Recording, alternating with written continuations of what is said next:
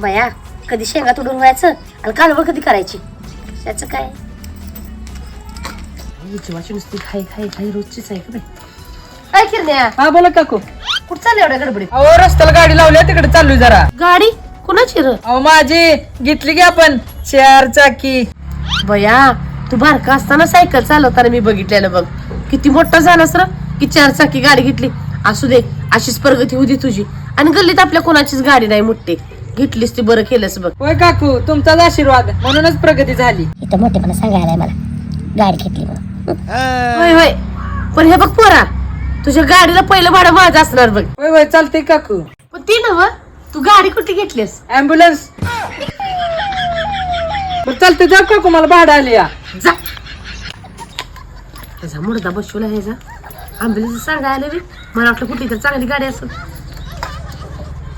बया मी पण म्हटलं पहिलं माझं भाडं म्हणून